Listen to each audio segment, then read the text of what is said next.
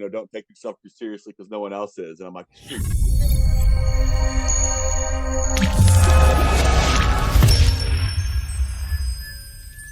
Let's try it out. Timeout. Tyler, who are we taking a timeout with today? Hey, Kevin, today's a little knuckleball screwball, man.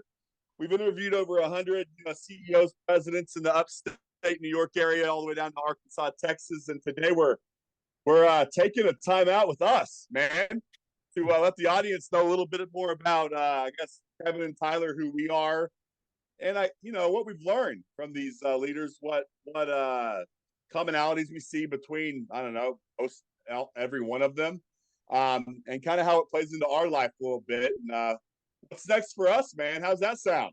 I think I'm really excited. I think it's that passion project. It's an opportunity to reflect, like you and I are continuously harp on and hear some of the leaders talk about. But honestly, I think when you and I started having conversations about what have we actually learned, it's kind of some lessons. And I had a great experience last night. We got together with my friend's book club that you are also reading the book. But you weren't there last night for the first because I had no idea it was actually coming. But they needed 90 pages read, so I was feverishly reading to catch up. But what was interesting is somebody that isn't as well versed in what we do, right? Networking or the business world. One of their takeaways was just the power of networking and the ability to connect with individuals. Maybe those mentors that they never had a conversation with, but look up to. And the CEO kind of talks about how he takes calls, right? And if somebody's really interested in what he's doing or what their organization's doing, my friend was kind of shocked that that's kind of how this new world lives. And I thought, well, Tyler and I thought that same thing before we started this show. What CEOs would even be interested in this crazy project? And then I think we quickly learned that they genuinely want to help and share. And I just thought that was kind of fascinating to start with because it's just a lesson that we learned by happenstance, by forcing ourselves outside our comfort zone to really chase something different. Yeah, I think different's good. And man, 90 pages in a day, man, that'll hurt my brain, dude. Good job on that catch up, man. Yeah. Yeah, but doing something different, I think for me, it makes me better at what I'm doing on the day to day, right? Like it's I think if you're doing the same thing every day without something extra in the back of your day to day, I mean, everything gets a little mundane for me. And when people ask me, if you're writing a book, if you're doing this, something new, my what I've learned from these leaders, I guess we've talked to, and just kind of trial and error, is to say, we'll just take a book for instance, right?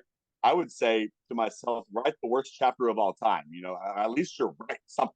Yeah. Is kind of, and that's kind of how we started this podcast, man. It was me and you on the blurry screen, sitting next to each other, trying to like share the screen, and it was the worst podcast ever. But Yeah. that's my point. It's doing something bad is actually a great thing. I mean, they say the only way it's up from bad, whatever. Yeah. But that's the only way to start, I think. And people think they want to. How boring would it be to come in and really knock something out of the park on day one? Yeah. Then it's like, what's next? There's not much of a growing bandwidth there for me. So I think what I've learned from the vulnerable CEOs that really tell us what's behind the curtain is, they don't know everything. It's okay not to know everything. It's kind of fun not knowing everything. I hear some awesome podcasters sometimes. We'll stop this mega genius in front of them and say, what does that word mean? They'll just nod their head, acting like they know these, 9-syllable words, But yeah, that's I guess my take on what we've learned so far. Yeah, and that. I would say, yeah, that was forcing us outside of our comfort zone, and I know that was something that you and I, not even knowing each other really at that point in time, um, once we got the yeses, it was kind of like, okay, now we got to figure it out. And yeah, you tap into who you know, right? We tapped into some friends that were already doing podcasting, even though we had a different perspective as to how we wanted to do it. But I think that's that real growth opportunity, like you said, and it's the opportunity to find more about maybe what your strengths are or what you actually want to do. I've learned a lot through conversations with the CEOs and just conversations with everyday people, that everybody kind of has that one lesson that you can learn from them. Maybe it's a question that you've only asked yourself and would never share with somebody else. But a lot of that, I think, is only coming from our genuine place of curiosity, right? And our willingness to be vulnerable with others, and then starting to learn. And I thought it was surprising just how much of a superpower that was showing up to be. You and I had talked about listening, and why we felt like we were better prepared than most, based off of our professional careers, right? Listening ultimately has led to more solutions than challenges. And I think that was one of the key takeaways. I know I shared with you too that I was one of those individuals kind of reading the soft rules of the office, right? The accepted behaviors and the not accepted behaviors. And what I saw early on in my career was you kind of stayed away from the CEO and the CFO and the COO, right? They were on this different pedestal. They knew more than you, right? And you really had limited value or limited insights that you could provide that they would find value in. And that couldn't be further from the truth, right? I think what I've learned from all the interviews is at the same they have the same interests in food, they have similar interests in music, right? They're people at the end of the day. And I think the second that you and I stopped putting them on that pedestal and actually saw ourselves as peers is really where we started to get into deeper and better conversations, frankly. But I think I had to get over that unease, I think, or that negative self-talk or imposter syndrome, that I could possibly ask whatever question you and I wanted to somebody, as long as we created that element of trust and that safe environment, and they felt comfortable sharing it. Yeah, likewise, brother. Like, I didn't think talking to a CEO to me was like almost a no-no, right? You're looking for like that director of IT or whatever the heck line of business you're in. Yeah. And that's good and everything, whatever. But I remember like cold calling every now and then. I cold call a CEO for fun, and they'd answer. I don't even know what the frick to say besides, "How the hell are you doing?" And why are you calling me about this? I'm like, "Don't you run the show, man?" Or Lane? I don't know. It's definitely eye opening, and just knowing that they're normal people. We're all normal people, right? From the Yeah. floor workers to the CEO. I think everyone's just trying to have some purpose in life. Wake up with knowing what you're going to do and being excited about it. And I think once people start seeing that you're excited about something, they want to learn more about you.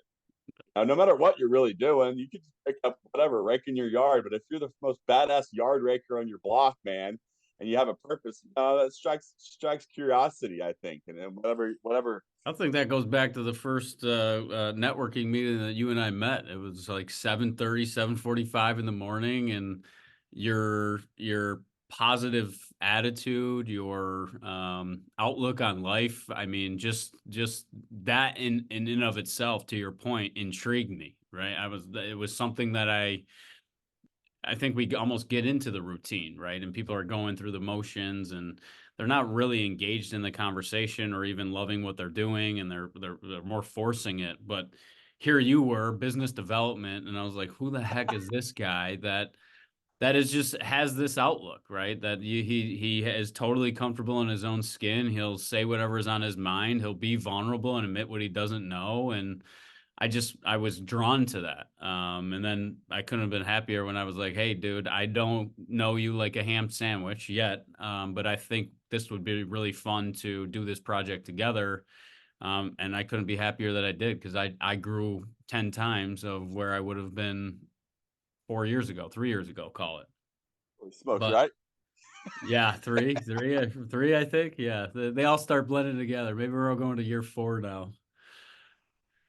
Yeah, and I think what I've grown so much, and it helps us grow. I think from week to week when we're really on that 52 people a year type, once a week in mentality, because you're meeting someone that's been there, done that, failed more than me.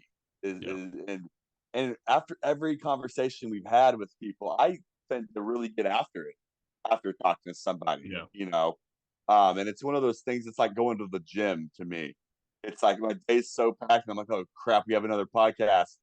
But afterwards, you feel so good. I Yeah, think, and same with the people we interview. They're like nervous, you know. I know. We've had people like screen us. You know, what do you really want out of this?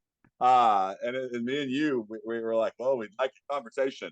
You know, Yeah, maybe to learn, maybe to put your CEO on a soapbox for an hour, advertise a little bit for you for no cost. yeah, And I think the conversation world has gone minuscule, especially in the younger generations. It's more on the text message and the speed, right? It is quicker to text, but I don't know. There's something real about it. Just sitting down and turning your phone off, having an hour conversation with someone we never knew, and giving them something for nothing. You know, not yeah. really wanting anything in return.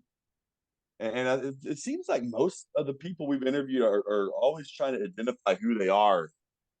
You know, who are you? Who am I? You know, Yeah, am I CEO? Am I dad? But I think that's harder than people realize, man. Like absolutely. I've heard a lot of people like blame the younger generation for not being able to identify themselves, and I'm like, shit, who the heck am I? Yeah, I think my dad's still doing it, right? Yeah. Have you tried to do that? You know, and Yeah, I think I heard McConaughey talking about it. He's like, identify who you're not.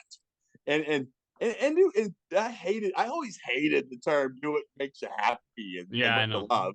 I know. Because it's like I don't know. Me and you have gone to some endeavors with some stuff that's near and dear to our heart, like some sports things, and it felt a little icky doing something that I love to be Yeah, around. Like turning it into a business or on the business side of things was not as fun as I would imagine.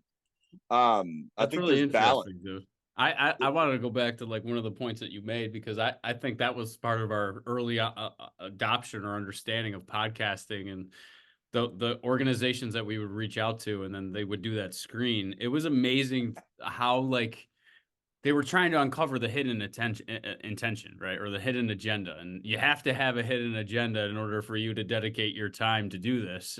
Otherwise, why the heck are you doing it? And I just thought that was kind of a sad societal litmus test, right? That here's two guys, they have to be up to no good. That has to be why they're reaching out. They must want money, they must want something. And I think our just drive to really learn from the conversations and being able to have a CEO who we know has been there, done that. Um, it was just really cool to ask them whatever questions that really came to our mind after we made them comfortable, right? After they knew that we weren't out to get them, right? Or to make them look bad. Our opportunity was really to make them look good while they felt good to also learn from their experiences that maybe they don't always share. I always found that it's kind of interesting to me is you think of a CEO, we assume we ask the question to so many of them, like, did you see yourself as a leader and as a CEO? And I would say almost 9 out of 10 said no, but they saw themselves as a leader, right? They never saw themselves running an organization or running a company, but their actions, their intentions, that knowing of self you and I talk about is a clear differentiator between the types of leadership and some of the other like emotional intelligence factors that everybody popularizes these new keywords. But I think that that was one of the greatest lessons that I learned is that anybody can do it.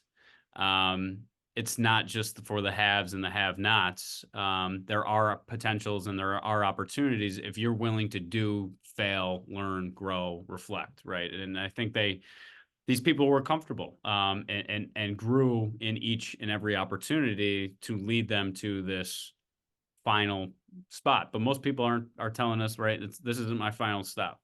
So I also thought that was fantastic to really learn and say, well, we can do it, or others can do it. What I thought or what I perceived as how this typically goes was wrong. So collecting new information, gaining new perspective and insights. I thought that was another really cool takeaway that I realized very early on in our conversations, and probably was subconsciously why I was asking the question. Yeah, and it's interesting how some people got there, right? And I heard someone say the other day that the best leaders aren't leaders. Yeah, It's, Or don't call themselves a leader, right? yeah, and I think it's like I think you can be a leader. Someone asked me the other day who I look up to or who's my role model, and to me, it's just the average person doing the right thing. And like, it used to be like Bo Jackson, or like Yeah. it used to be someone pretty definite that but I think nowadays I'm getting older, closer to 40, man. It's really people just your average person doing your exceptional things, but just doing the things right. And not talking like the Buddha, but being the Buddha was a quote I saw the other day, and I thought that was Cool. amazing. It's like, Yeah. yeah, man, like someone said it was it's doing the right thing and not telling everyone about it is a sign of spirituality. And I think everyone's so, I don't know, accustomed to trying to put themselves on a billboard or having to, and that's like so exhausting.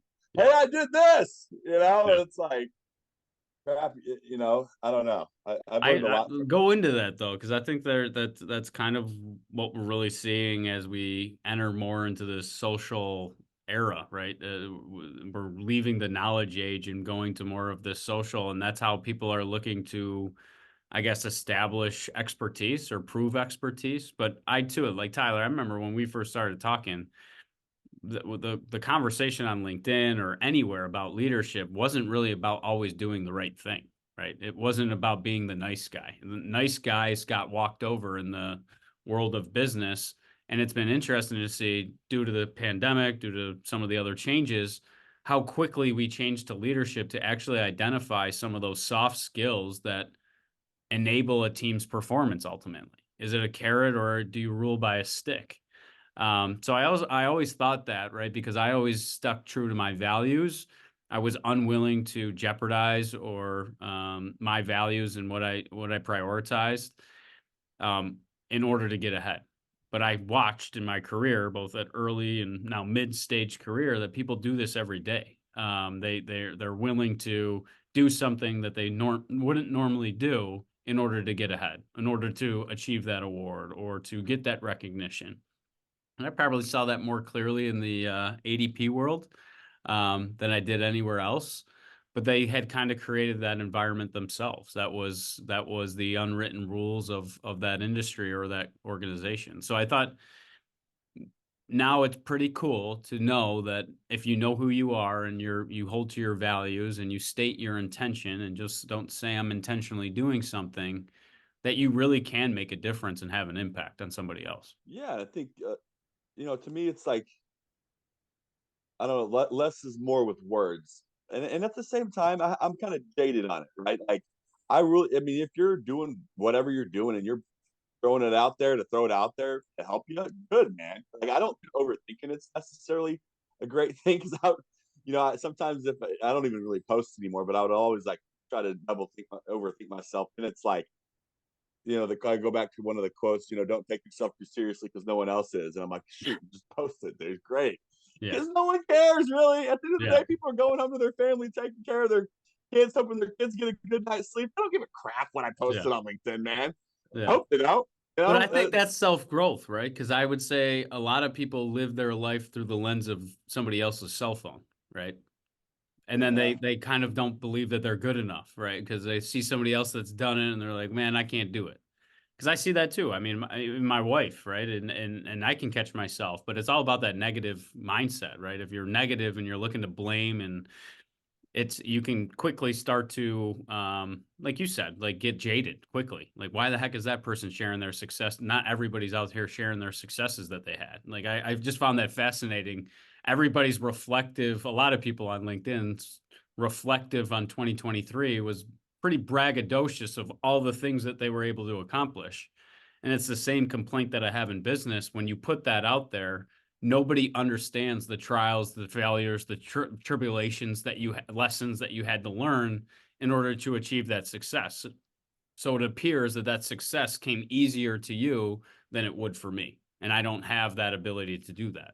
That's kind of what I see. And that's where I think people start to get jealous and jealousy creeps in. And now I won't support somebody, even if I believe in what they're saying or I like what I'm reading. I just can't possibly help progress them at all. And I think I got back to when you and I first met, all I was about is encouraging, enabling, and empowering the success of the individual that I was talking to. Talk less, ask more, and listen, and then connect the dots and see if you can actually help. I just don't know if that's everybody's MO today. But that's Yeah, I hear you, man. And I think one thing for me, like if I ever get caught up in that with anything, right? It could be whatever, man. yeah, It's I ask myself, am I busy enough, like doing stuff that really fills my like note factor? Like, am I busy enough? Purpose factor, right? Like usually when I get all twisted, it's usually me not being all honed in. And it's usually really weird. It creeps up on me. I'll like start like really following baseball teams or something. Seriously, the most yeah, random things. And like a week will go by, and I'm like, am I doing this so I don't have to look at myself by not doing this? That's really filling the purpose bucket up, I think.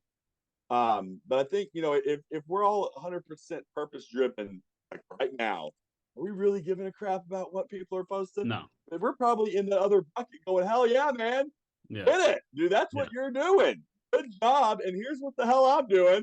yeah. But it's And that's where usually I think when, that reflection, right? That's where I think is that opportunity to kind of see what you do have, because I think it's also a belief that you don't have something. And what you said is like that purpose bucket. I think early in my career, coming out of college, I thought that my purpose would come through my career, but then quickly realized that I needed to get involved with nonprofits because I wasn't getting that from my day job, right? And then now doing the podcast, right? These are intimate conversations that I don't get to have in my day job either, right? And now you're filling, it's kind of spokes out of the main wheel, right, of how you're feeling your socially. And that's where I'm big on almost defining your personal and professional goals, but really from a financial perspective, from a social perspective, from a personal growth perspective, what am I trying to learn? And really defining that for yourself, because that's how I think looking backwards, you're going to more quickly identify that purpose, that passion, or doing something that you love. Everybody is trying to project forward and try to put together the dots. But I thought I really think when we simplify it, our bodies, our minds, and are really time stamping those emotional highs and lows in whatever we're doing. If we're willing to reflect, then you're gonna learn those lessons. And that's one of the favorite quotes that I got, is that failure was never a final, from one of our shows, right? Failure has this negative connotation because failure means I didn't win. And we have a winning society, right? Everything is about winning. It's being the top of your class, right?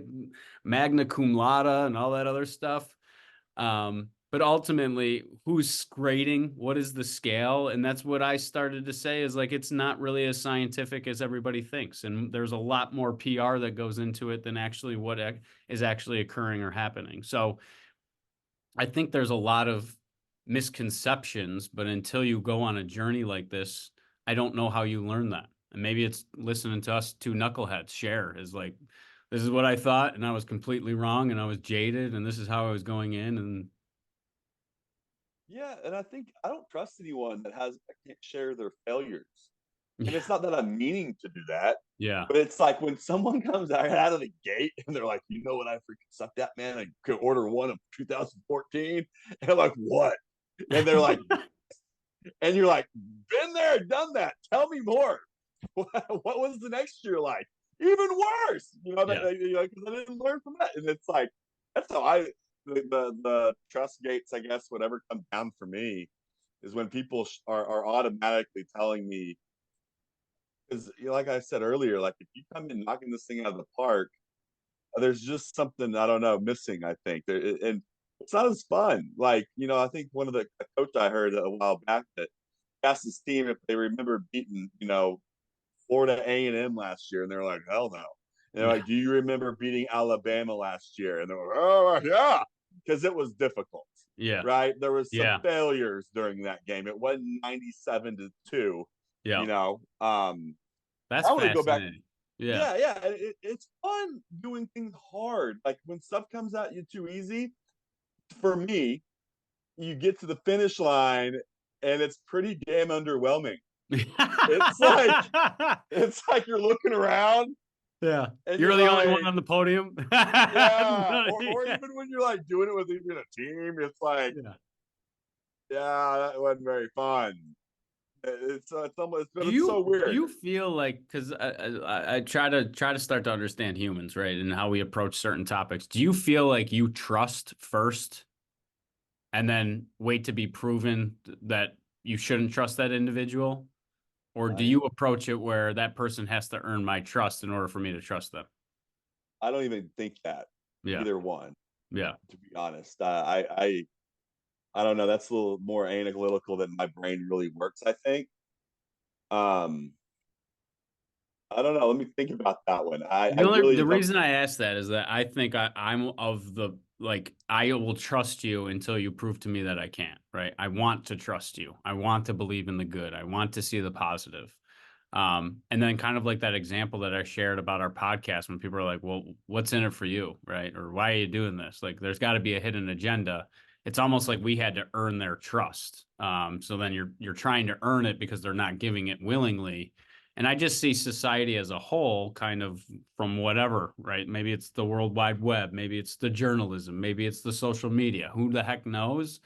But I think we have a very distrusting society right now. And maybe it's the breakdown in communication, like you said. Maybe it's the digital preference of communication. I saw the other day that millennials and Gen Z, like 88 or 89% of all of our communication is digital. And when you look at communication, just like the movie Minions, I'm watching it with Angelo right now. You can watch that movie and know what's going on, and there is not one word spoken, right? And it's that proof that 7% of communication is actually the words used, right?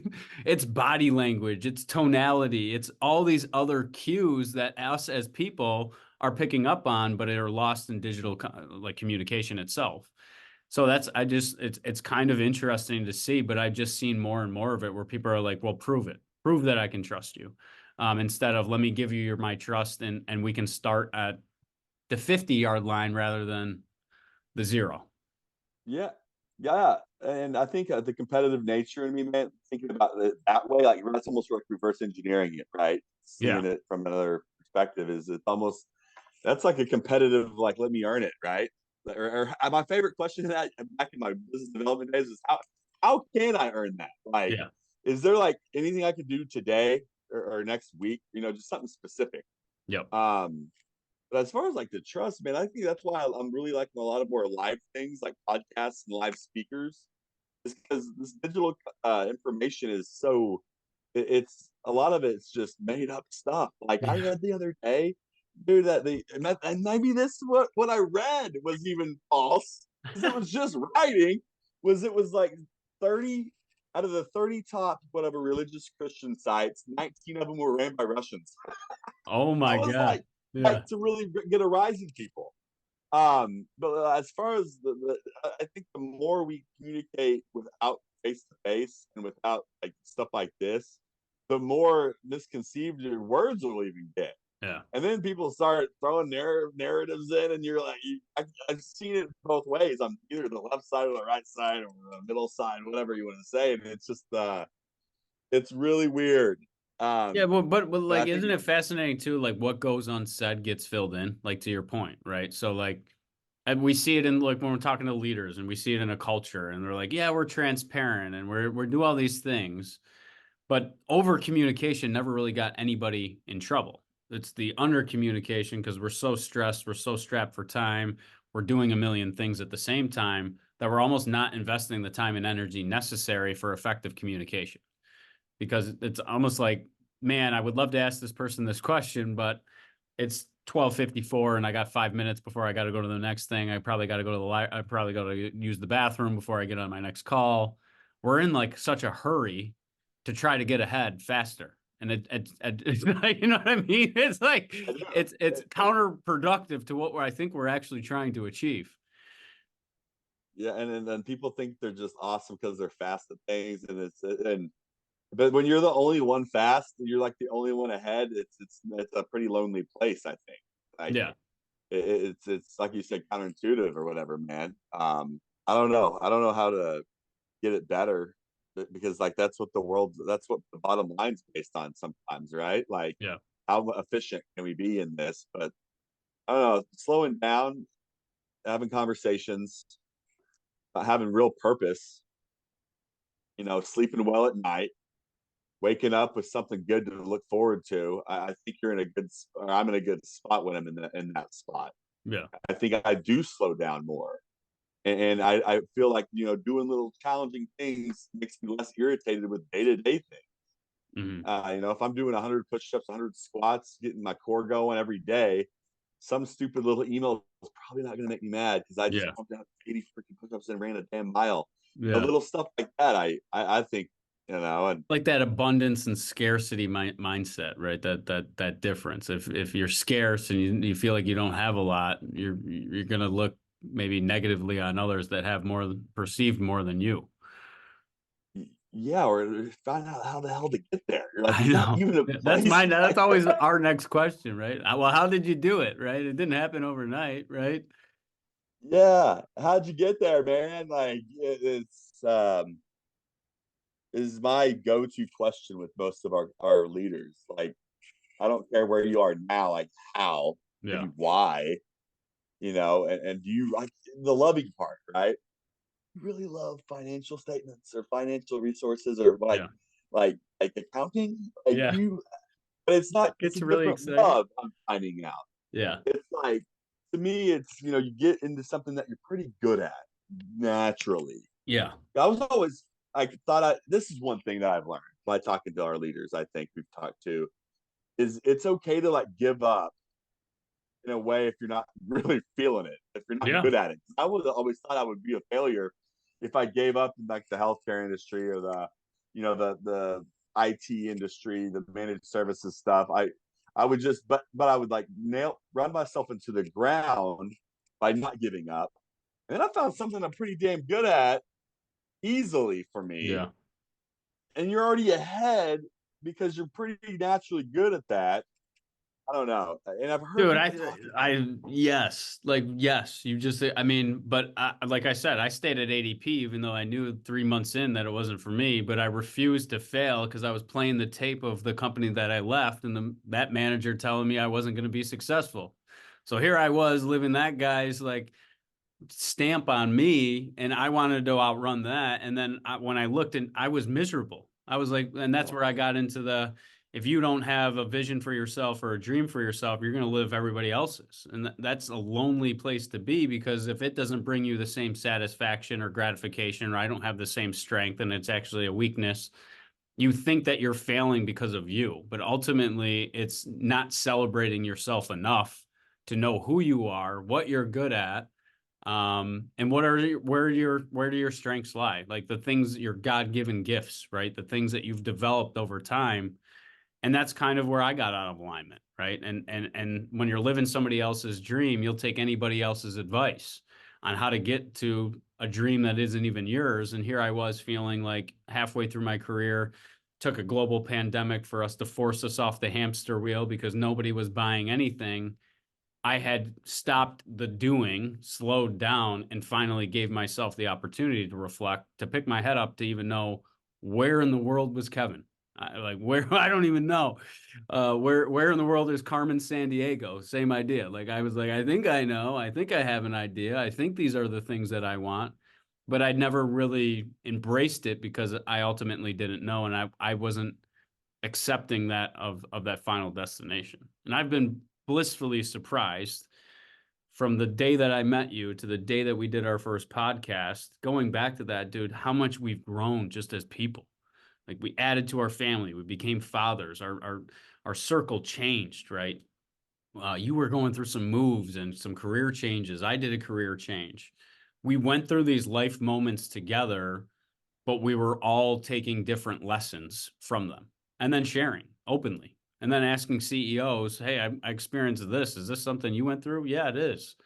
So I thought that was a real, it's almost like happening as a life journey, that crooked miles story that we usually hear. It's life, you think is such a straight line, but it's more zigzagged and cutting through back streets and the alleys and all that other stuff to really ultimately get to that destination that you somewhat envision for yourself. I think a lot of this stuff we didn't even envision for ourselves. It just is now happening. Absolutely. You put that very good, man. Um, and that crooked mile part's kind of funny to me that you mentioned, because think of when I look back on it, that was the fun part I to know me. it really is. Yeah. Like the hoisting the trophy, whatever that trophy is kind of like sort of mundane, I think sometimes. Or get to that goal. It's more, and you always hear people talking about loving the process, and I don't like repeating people all day, but that's where it's at, man. Yeah. Like if you are loving like the day-to-day grind, and I'm going to call it grind, but the actions, Yeah. and understanding like we're all doing that. Like some people complain about it, some people embrace it, some people take it to another level, like we do. And I don't know, when you just stop overthinking and start doing, in my experience, is where the magic happens. It's doing the things you don't want to do necessarily is where you uncover that secret sauce, I think. Yeah. Because then you're doing what 1% of the world's doing only, so you're competing with less people if you're doing like the day to day, I think, Yeah. taking care of yourself, being healthy, and it all comes to energy to me.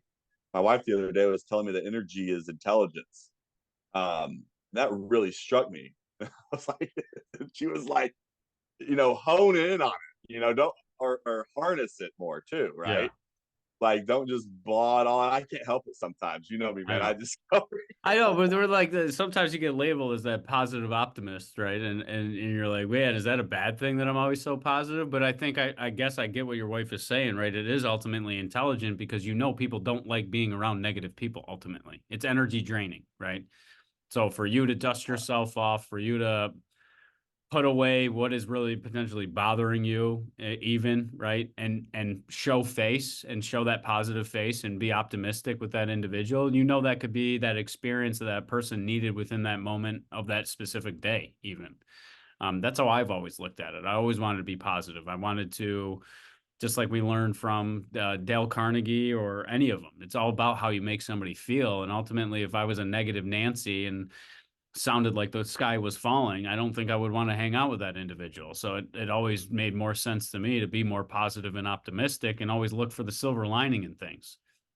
If you want to look for the bad, you'll find it, right? If you're gonna, and you'll focus on it, and then it will consume you, and then it kind of becomes that negative snowball that we've seen in cultures, right? It only takes, I always say, we work so hard to build these cultures, but it takes one bad hire of a jerk to destroy everything that you had worked so hard to build. So it's one person can bring down a lot of others because I think humans' natural tendency, and we see it on LinkedIn, and I hated it during the pandemic. Every day was a rainy day, right? And I'm gonna try to rally the troops with a negative message. So that's like, what are you gonna do about it, right? What's the solve? And I think that you and I are always, when we're optimistic and we're looking for the positive or the silver lining, we're connecting the dots on how to make it better. We're not just talking about the problem and precipitating on the problem itself and exacerbating it. We're saying, yep, it's a problem, but there's also solutions if we're committed to working together to find those. And it's just amazing to me to watch social. I think social media is really like a large research study on actual people, right, in society, and just how many more people gravitate towards the negative message versus the positive message. I just find fascinating. And maybe it moves them more emotionally to actually act, to like, to comment, or whatever. It's just kind of an interesting concept that we wait for more negative news to be emotionally engaged. I think that's been the case forever. Even when I was growing up, I heard about that concept. Like when I was in like elementary school, it was different. And I wanted to go back real quick on social media postings or whatever. I think there's a lot of good in a way of accountability for yourself. And to me, if like I'm like gonna throw it out to the public that I am doing this, I'm gonna leave this office room that I'm in, and I'm probably gonna carry that with me. I I would hope so. Yeah. I just told millions of people. I was gonna not eat carbs today or whatever it is, right? Yeah. I would that does have some power because I remember when we were posting a lot of videos on our current companies. After those, I was really in tune that day with my company or whatever our goal Yeah. was. That's what I just did. Oh yeah. I just like got on a video and I told people about it from my mouth. Like it was Yeah. not words. It was like, come on now, this is the price is right with me, man. Uh, right? Like I don't know. So I think there's some secret, you know, spice in putting it out there Yeah. and following through rather than just putting it in a little journal sometimes and losing the journal. I don't know. It mentally, I but what you bring up is kind of it's a fast because I've had a lot of conversations, right? A lot of people are like, "Hey, where did you start?" Right? That's always what people ask. Where did you start? How did you get yourself comfortable? It must take you hours to write those posts. And that's honestly where I come back to people and say, if it takes you hours, you're losing the value in the post. What is your fear? Why aren't you doing it now? And it's human nature. It's the fear of rejection, I think. Like if I share my idea or share my opinion or my perspective and no one agrees with it, then I'm crazy, right? And it kind of goes to that I say I was bullied when I was in seventh and eighth grade and made me become a chameleon and I wouldn't really speak my mind. I would kind of go with the audience. Then you go into business and you really are told not to speak your mind, to just go with the flow. And those were some of the worst environments that were never innovating because they had created this yes culture utopia, but it ultimately was counterproductive to what they said that their mission or vision actually was. And me as a doer and trying to understand why we do certain things in certain ways and is there a better way to do it, it was confusing because it was like, well, then you don't value my opinion, you don't value my insights. You A robot could do my job eventually, like, and maybe that's what you want, because they don't talk back and they always show up on time. So I think I had a great conversation yesterday with an intern, and a potential intern. And I flat out asked him, why do you want this? And what are you looking to learn? And for the first time in a lot of the focus groups, and I will tell you, is that he really wanted to learn the culture of business, right? Business acumen, but like what to wear, what do you say, when to say it. And the best advice for me was find a culture that allows you to be yourself while you're still growing at the same time. Yes, there's are some unwritten rules to business. However, those rules are being rewritten every single day today. The business world of today is not even close to where I was 10 years ago when I first came out. It has evolved so much, that it's in areas it's unrecognizable. Like you talk to business development people, Tyler, right? They're still pounding the phones, right? And having marginal success. They're having marginal success because there's a lot of people that cold called our cell phones, right? Those robocallers, and then we got conditioned to not answer calls or numbers that we didn't know. So something totally out of our control was now impacting our business, and we weren't evolving fast enough to keep up, in essence. So I think the learning journey, like you're committed to doing, to finding the best way and being curious and picking other people's brains and valuing their insights. I've learned more from questions, open-ended questions, than anything else. absolutely, man, and surrounding yourself by those champions or whatever they call them in the business world is huge, right? Yeah. Like asking how the hell, like we always ask, how did you do Yeah. Yeah. that? And what's Don't just fun give me the short answer that you did it. Yeah. and what's crazy to think about is like I feel like we already know how. Yeah. Have you ever asked someone and you're like, oh, you get there, and you're like, I freaking Yeah. But then you don't you feel validated when they're like, I had to do this, this, this, and this, and you're like, okay, yes, all right. So oh, I'm it feels so good when yeah, you're like, oh, you that guy said that to you also. yeah, yeah, Woo! All right, yeah. If that feels so good, sharing and being on that common level with everybody, um, I don't know, it just makes life a lot easier, I think, and eager to fail is okay. yeah, If you welcome failure, I think, and welcome that way of learning, I think, and you really get fired up about it, like writing a book, for instance, like I was saying earlier, if you can just focus on writing the worst chapter of all time, Yeah. go for it. What's it look like? Better than what I don't have on paper or on my OneNote yet. I'll tell you that Yeah. much.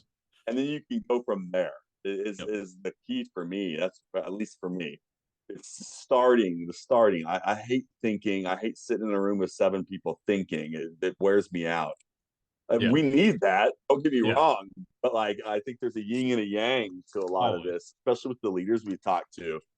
Some of them, really drills things down, and some of them are a little more laid back. But that little fine line is where it's at, I think. Yeah.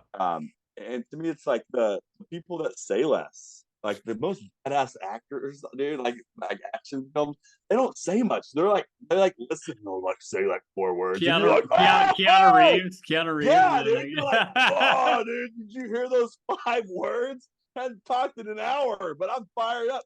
Meanwhile, Jack Schmo over there, he just won't shut up. I stopped listening to him like sentence 2, you Yeah. know?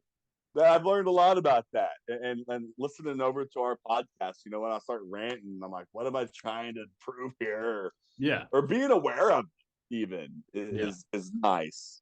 But, I don't know, Absolutely. lots to learn, a lot we've learned, and continue to learn.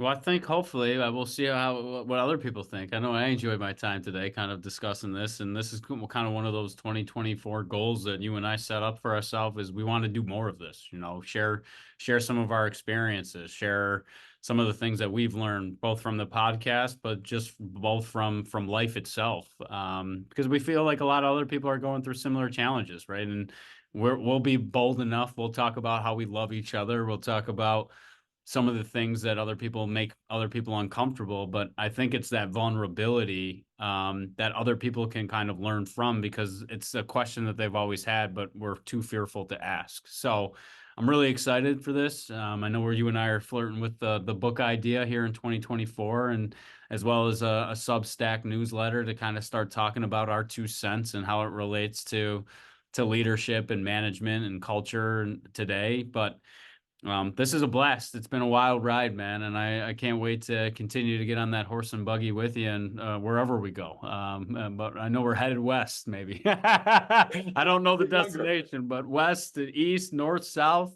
I'm just glad that I got somebody like you that's a thought partner, but more or less a friend and honestly family at this point that we can have these honest conversations and admit what we don't know and share our frustration or share something that we're going through and really valuing the feedback of one another. Because ultimately, I think it's getting closer to our goals of always getting better each day. And ultimately, how can we have an impact greater than just ourselves and what's in it for us? Absolutely, man. This is fun. I'm excited for round 2 next week, man. We'll Yeah. pick a subject. Maybe have a sirloin or something, maybe a dry age. Yeah. Start it out smacking on our steaks or something, man. We'll figure something out. Yeah, I'll grab some crab legs. You grab some Texas barbecue. We'll see what our garbage play. We'll see. But yeah, this is all about having fun ultimately, Tyler. And you were the first person to show me in a professional world that you could have fun professionally. I didn't believe it until I talked to you, because I wasn't a I realized. professional. Yeah, exactly. But the quicker I realized that, it's like, yeah, that was pretty silly that I thought I could separate those two things and somehow I would be okay at the end of it. You can Yeah, appease both sides, but are you happy? Are you satisfied? And that's what I think a lot of people lose sight of is themselves. If we're constantly looking to please others, help others, and have a problem with saying no, pretty soon you got no time for yourself, no time to reflect, and no time to grow. man. I love it, man. Well, we'll be back next week. Who knows what we're talking about, but we'll be eating something.